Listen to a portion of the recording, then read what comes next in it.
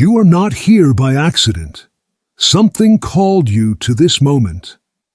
Perhaps it was the heat rising in your spine during meditation. Perhaps the trembling that came without warning in the depths of night.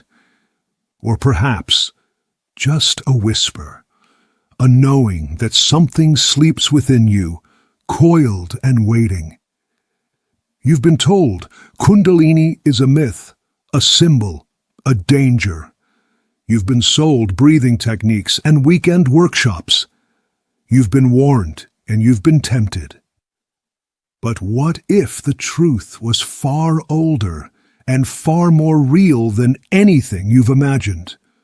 What if the serpent power spoken of in hushed tones by initiates throughout history isn't metaphor at all? What if it's the most tangible force you'll ever encounter and the most misunderstood? Listen carefully, for what I share now has been guarded in temple walls and transmitted mouth to ear for millennia. Not because it should be hidden, but because it must be honored. They tell you Kundalini is just energy, just another chakra meditation, just a yoga trick to feel good. They are wrong. They tell you it's always blissful, that it's harmless, that you can force it awake with the right breathing pattern, or the perfect drug, or the newest workshop. They are dangerously wrong. And they tell you it belongs only to Indian yogis, locked away in Himalayan caves. This is the greatest lie of all. For you see, the serpent fire has whispered through every sacred tradition that dared to map the inner worlds. The Egyptians knew it as the uraeus, the risen cobra on the pharaoh's crown. The Gnostics called it Sophia's descent and return. The Kabbalists mapped it upon the tree of life. The Tibetans kindled it as Tumo, the inner fire. Different names, different symbols, one intelligence. But here's what they don't tell you in the spiritual marketplaces. Kundalini is not symbolic. It is not psychological. It is not even primarily energetic. It is biological, electric, intelligent, and utterly devastatingly real. It lives in your nervous system, coiled at the base of your spine, not as metaphor, but as measurable bioelectric potential. When it rises, and mark my words, when it truly rises, it doesn't just shift your consciousness.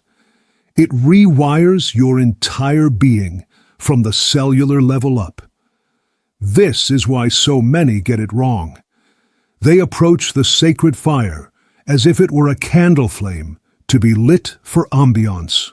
But Kundalini is not a candle. It is lightning seeking ground. And if your body, your mind, your very identity is not prepared to be that ground, well, that brings us to the warnings they should have given you. I know some of you have felt it. The fire that wouldn't let you sleep. The electricity that made your body foreign to you. The visions that came unbidden. The trembling that had no cause. The heat that medicine couldn't explain. You went to doctors who found nothing wrong. You went to therapists who prescribed you pills. You went to spiritual teachers who told you it was all in your head. But you knew. Deep in your bones, you knew something had awakened that you weren't ready for. This is Kundalini syndrome. Not awakening, but misactivation. Like lightning striking a house with no grounding rod. Like fire spreading through a temple whose foundations were never set. The symptoms are real. Insomnia that lasts for months. Involuntary movements, kriyas they're called. that make your body dance to rhythms you don't control. Heat that burns from within. Emotional flooding that brings every buried trauma to the surface at once. Visions that blur the line between sleeping and waking.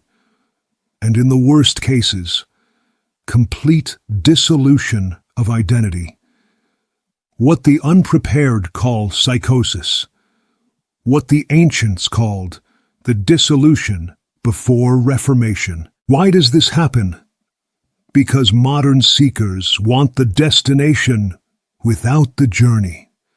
They want enlightenment without purification, power without preparation, the serpent without the temple to house it.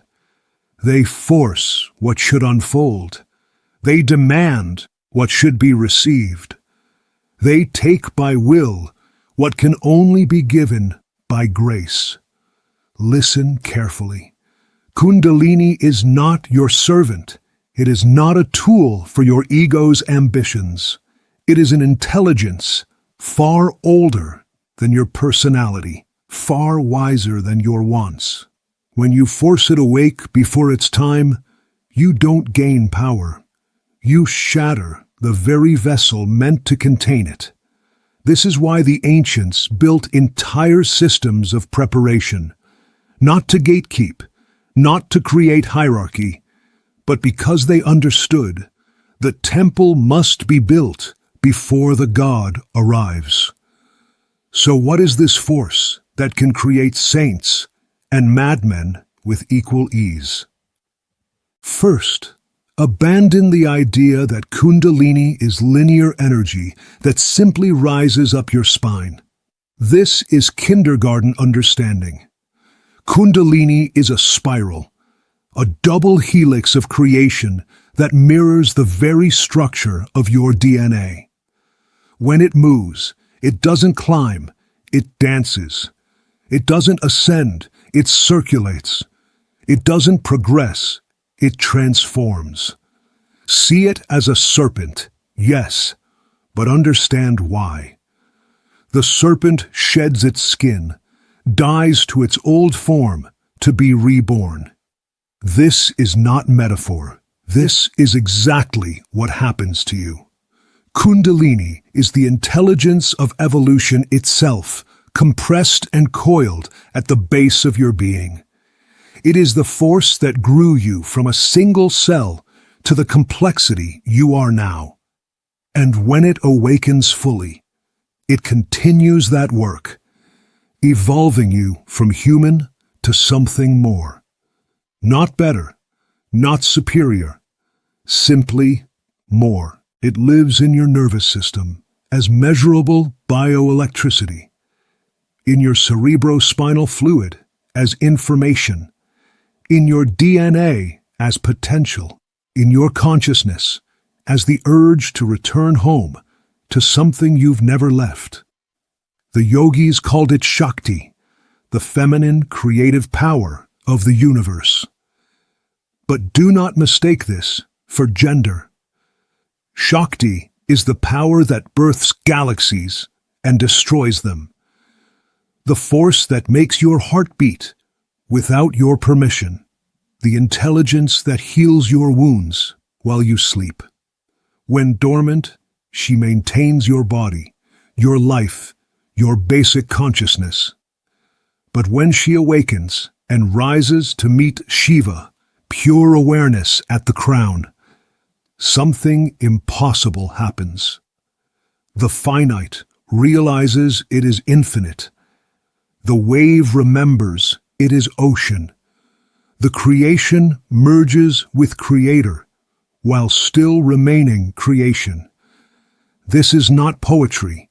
This is the most practical process in existence. More real than your breathing, more tangible than your bones. Now I will tell you what few dare to speak, how to prepare for this sacred fire so that when it rises, not if, but when, you become the phoenix, not the ash. Your body is the temple, your nervous system, the altar, Begin here, breath work, but not the hyperventilation sold as transformation. True pranayama is subtle. It's in the pause between breaths where Kundalini stirs.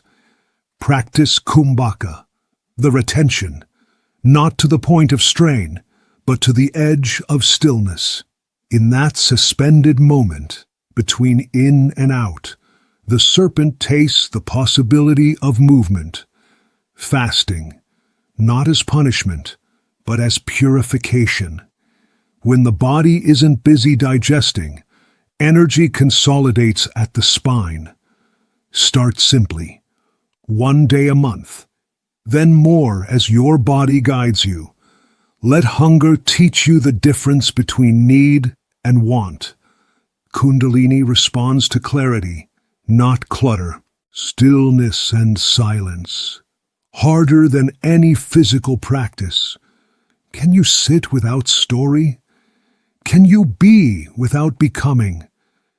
In the depths of meditation, when thoughts settle like sediment in still water, the coiled one begins to uncoil, not through effort, through presence, cleansing trauma.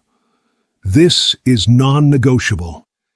Every unprocessed pain, every buried memory, every fragment of your psyche you've disowned, Kundalini will bring them all to light.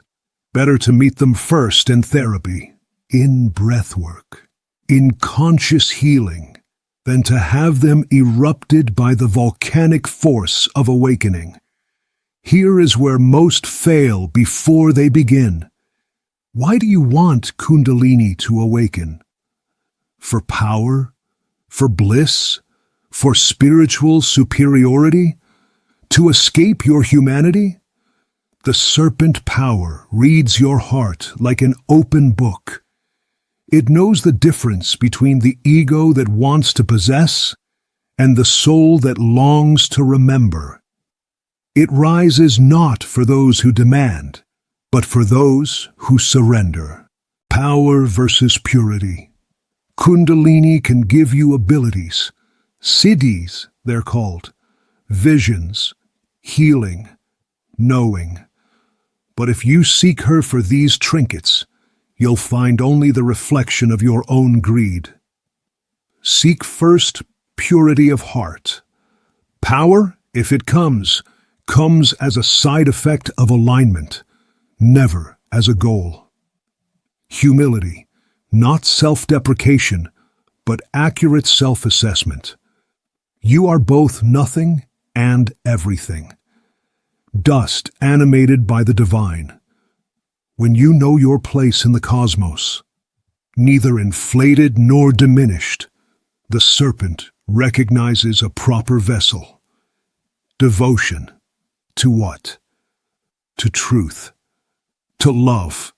To the liberation of all beings. To something greater than your small self's ambitions. Kundalini is the universe loving itself awake through your form. Approach with reverence, and you become worthy of the approach. The wise prepare the landing before they take flight. Walk barefoot on earth. Garden. Work with your hands.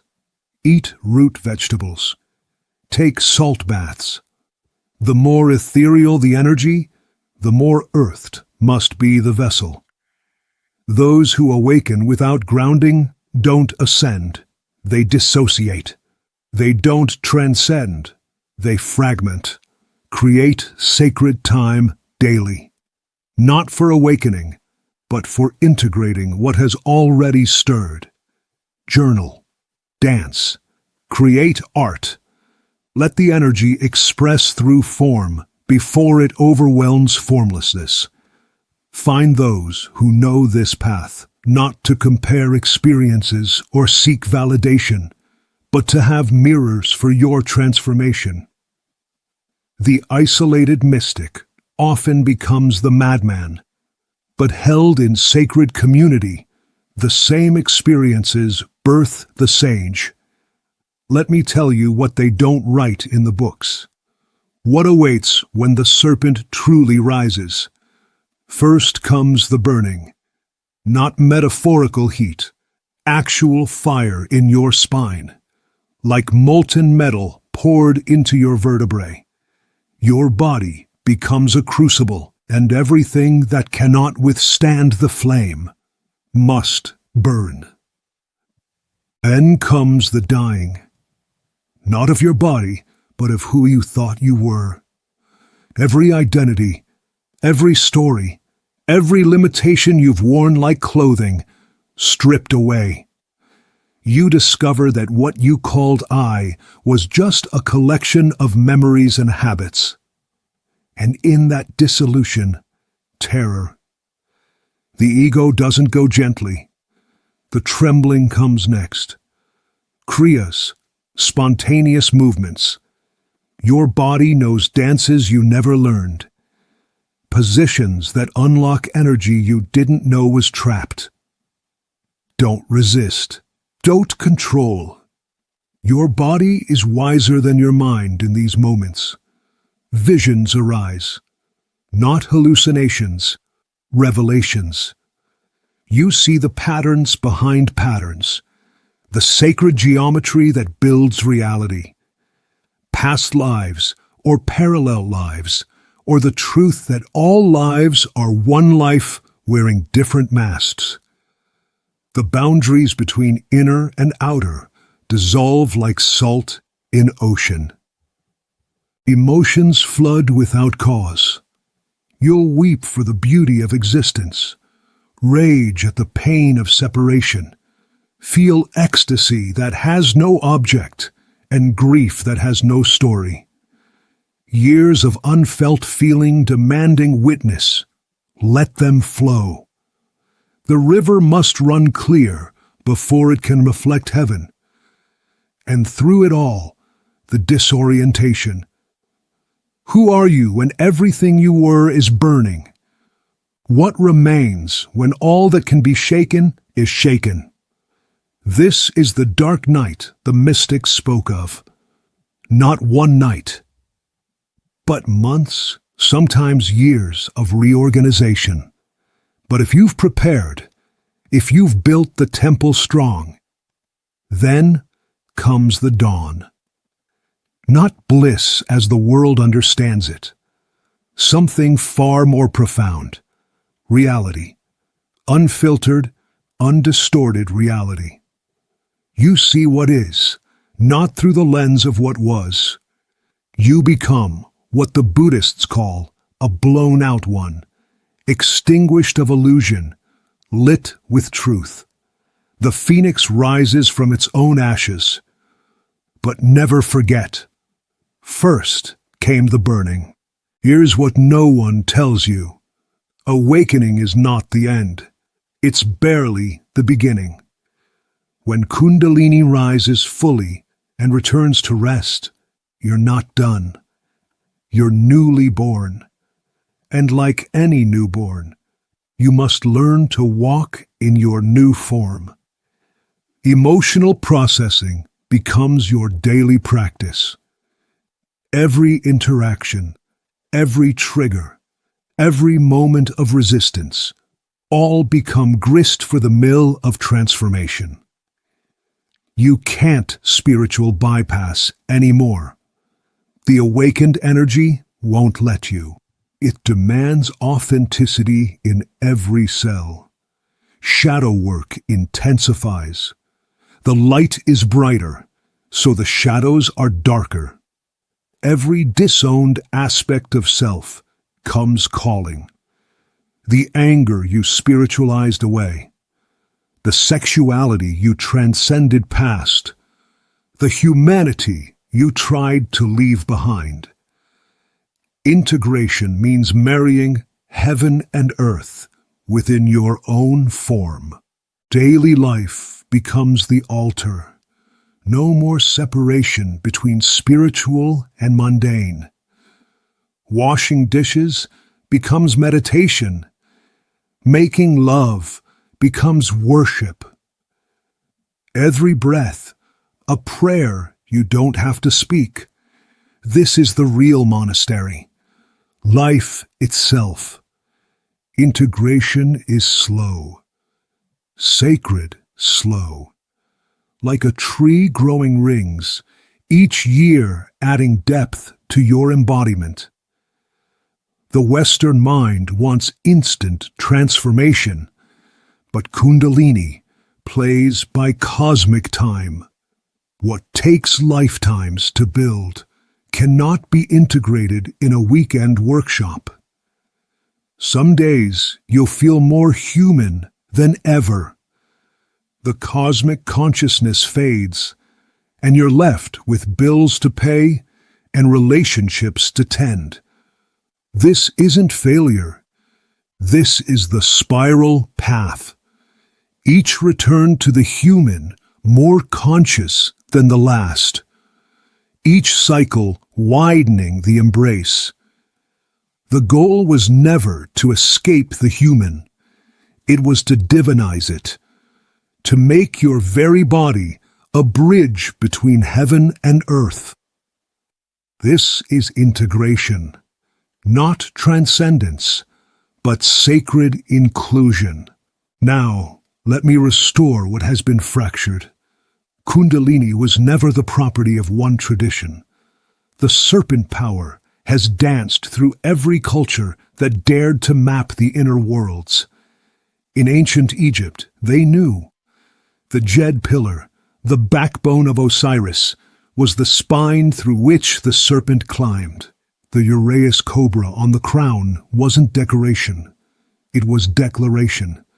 The serpent has risen. The two lands are united. The human has become divine. The Gnostics whispered of Sophia's fall and return. Divine wisdom descending into matter, coiling at the base of creation, waiting to remember itself and rise. What is this but Kundalini in different dress? The Hebrews encoded it in the tree of life. 10 spheres connected by 22 paths. The lightning bolt descending from crown to kingdom. Then the serpent path of return. They called it the Shekinah, the divine feminine presence in exile, yearning to reunite with Source. In Tibet, they kindle Tumo, the inner fire. Same force, different technology.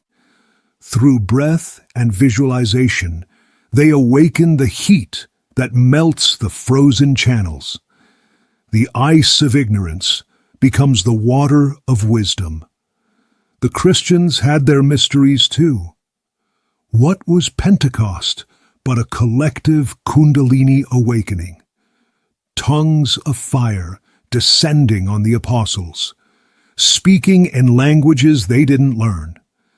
The Holy Spirit as sacred feminine power, completing the Trinity.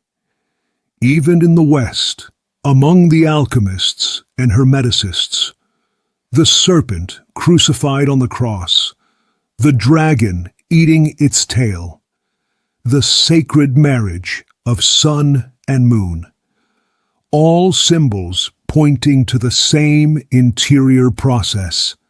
Do you see? The division is illusion. The serpent power belongs to humanity, not to any single tradition. It's written in your spine, regardless of your race, your creed, your culture. The temple is your body. The teaching is your experience. The guru is the fire itself. You have listened this far. That itself is initiation. Some of you felt the stirring as I spoke. A warmth at the base of your spine, a tingling in your crown, a remembering in your cells. This is not imagination. This is recognition. The serpent doesn't give you power. It reminds you that you are power expressing itself as form. It doesn't grant you wisdom. It burns away everything that stands between you and your knowing. It doesn't make you special. It reveals that everything is sacred, including the you that you've been running from. If you're afraid, good. Fear means you understand the magnitude. The ego should tremble before the infinite. But don't let fear stop you from what you came here to do. You didn't incarnate to sleep through existence. You came to wake up, not to escape the human, but to reveal the divine through the human, to make your very life a prayer that needs no words. The serpent waits, patient as stone, ready as fire. It doesn't respond to your schedule or your demands. It responds to your readiness. And readiness isn't measured in workshops attended or books read. It's measured in the quieting of ambition, the purification of desire, the preparation of the vessel. Some of you are years away, some months. Some of you, the awakening has already begun, and you're simply learning what's been happening to you. Wherever you are on this path, know this: you are seen, you are held, you are not alone. Every being who has walked this path before you is cheering for your liberation. Every teacher who preserved this knowledge did so for this moment, when you would hear and know and remember. The time of hiding is over. The time of remembering has come. If something in this message stirred your memory, if you felt the serpent whisper through the silence, then say so. Leave a comment below that says, "I'm ready to awaken safely and remember who I truly am." Not for attention, not for likes, but to mark this moment, to affirm your path, and to let the current know you're listening. This is your declaration to the universe, your commitment to the path, your willingness to be transformed by truth rather than comforted by illusion. The serpent power hears such declarations, and when the student is ready, truly ready, the teacher appears, sometimes as a person, sometimes as a book, sometimes as a challenge, always as exactly what you need for your next step. May your awakening be guided. May your transformation be held. May you remember what you never forgot. The fire awaits.